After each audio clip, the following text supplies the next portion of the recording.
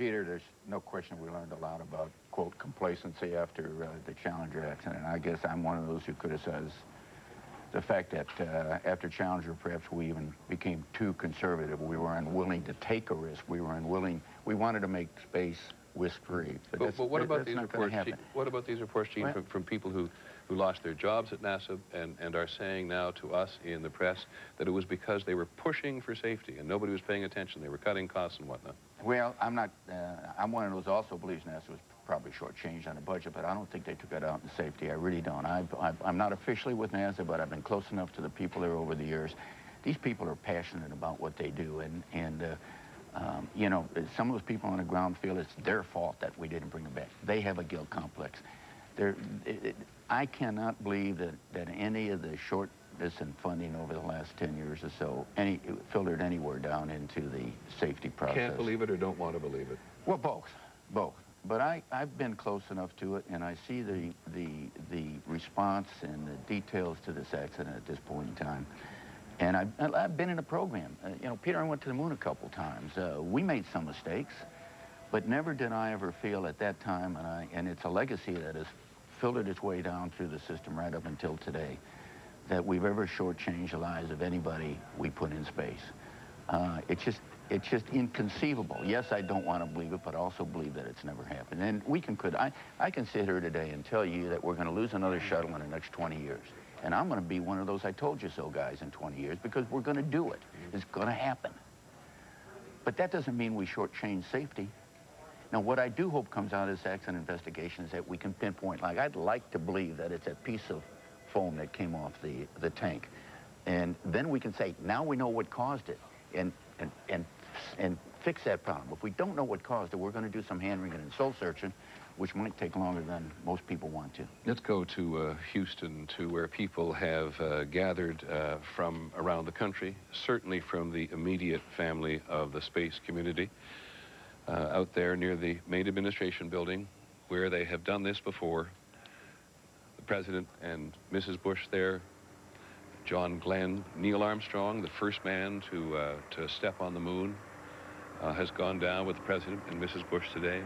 A number of senators are attending. Senator Daschle, Senator Frist, the Republican leader in the Senate, John McCain, Arlen Specter, Senator Kennedy. They've all gone down to join the NASA family today. And from other parts of the world, the families of the astronauts have come. They have come from Israel, of course. The wife, and now the widow, and the children of the Israeli astronaut Ilan Ramon, who was killed on the flight.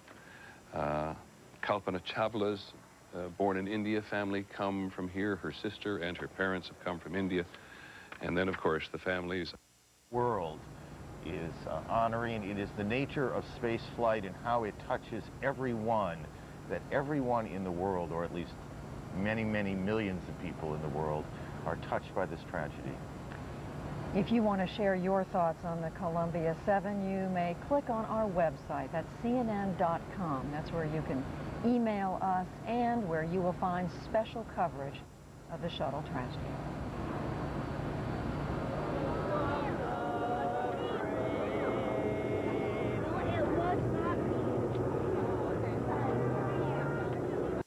Just like Carrie, excuse me, Carrie. That's okay, Forrest. As you know, the NASA family grieves at a moment like this. Well, you can, Peter, you can you get a sense by watching them. They've come together. You know, we don't often come together, except, unfortunately, on tragedies like this. You all become one.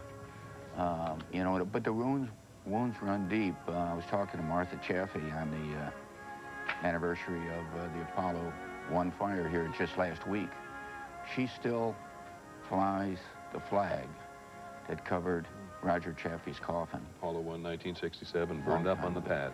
So the wounds are lasting, they run deep. These people will not soon forget this moment, or the fact that they lost family members, they lost colleagues, they lost friends and neighbors. You're looking at a passionate group of people who sent folks to the moon and into space and built a space station. they don't take this very lightly, and it'll be around in our hearts for a long time, collectively.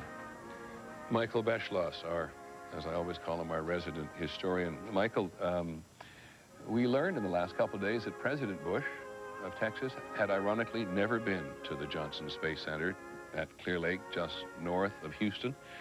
But he goes today with a huge challenge before him and a burden that most of us don't have. That's right. You know, Peter, we really look to presidents to comfort us, but also to explain a national tragedy like this. This has happened in history. The best example is Abraham Lincoln, after the Battle of Gettysburg, gave the Gettysburg Address saying, these men lost their lives and they're doing it for a new birth of freedom. Especially in the television age, one of the few times that we look at a president as really the father figure, the president of all the people, is during a horrible moment like this. And if a president rises to the occasion and explains this, it's not going to be redeeming, but we can see it as something larger. It is really interesting and telling that so many people's memories of the Challenger disaster, other than the fact that it exploded on liftoff and the entire world was able to watch it, was President Reagan speaking in the wake of it from the Oval Office in one of the most beautifully crafted speeches I think any president's ever given. You were absolutely right. He was able to turn that horrible tragedy of the Challenger and do it with poetry, to say that they've slipped the surly bonds of earth to touch the face of God, and we'll always remember them, he said, as we saw them when they left us this morning. It took something that was an ugly episode and it made it something larger, and he also said, as horrible as this is, we're going to go on in space. He essentially was able to put this into a historical context. And Gene was just reminding us about Apollo 1, when Chaffee and White and Grissom died in their capsule on the pad. It was Lyndon Johnson in the East Room of the White House who comforted the families then. Yes, and Johnson, that was particularly hard because he was the one who pushed for the space program, not John Kennedy at the very beginning. He knew the people who had been killed. This was someone who felt, you know, these losses very deeply, but at the same time, he didn't have the ability that Ronald Reagan later had to sort of elevate this and make it into a larger national moment that could be a positive thing. It's interesting, as we joined the NASA family in Houston this morning at the Space Center named after Lyndon Johnson, and we hear President Bush talk about the continuing commitment to manned space flight. We remember, Michael, that President Kennedy was not originally keen on sending a man to the moon. The very great irony, John Kennedy deservedly is thought of as the father of certainly the moon landing program and the later space program. He's the one who went to Congress May of 1961 and said, before this decade is out, I want to land a man on the moon and return him safely back to the Earth. But several months earlier, January of 1961, when Kennedy became president, one of the first things his aides said was, why don't we do a moon landing program before 1970? And one of the reasons Kennedy said flatly no was he was very worried about fatal accidents that might reflect badly on him. Terry Moran, our White House correspondent. Terry, as you flew down there today, does the White House give off the vibes that they're really having to deal with several crises at the moment, and that just simply makes this harder? In a way, Peter, it's made it easier. This is a White House which has matured, and a president very rapidly under very dramatic and urgent circumstances. Unfortunately, this is a president who has grown accustomed to the role that Michael Beschloss was just talking about, and his staff as well are very concerned about her son. Family had already dealt nuclear weapons, the terrorist attacks, now this, as place to go. On a normal day, you can see the engineers, flight control. His first flight, Willie, on his staff as well. And I've been struck over the past couple of days by that sense that this happens too, and we have to deal with it. Sally Ride, having been a long-time member of the NASA community, and I'm sorry, I don't recognize a lot of these people, and I'm not sure any of us do. We don't recognize their families. We know where they'll be sitting, and perhaps able to identify, you know, wives, in all cases, husband. That, of course, is John Glenn and his wife, Annie. John Glenn was a pretty straight-laced guy, as I recall Gene Cernan in the early days of the Mercury program, and in the last couple of days he has been very full of in a public way with the symbolism of manned space travel. And he said, when asked the other day why couldn't robots do a lot of the scientific work, he said, do you want to see a scientist standing outside the lab on Earth in the hallway waiting for a robot to do it inside?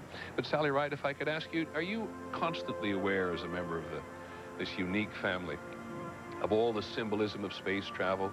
You must get that when you run into kids, as you do so often. I think that you are aware of the depth of meaning of the space program, the symbolism of the space program. You know, these people have been dreaming about being part of the space program since they were kids. This is a passion, this is their lives, this is what they've been training for all their lives.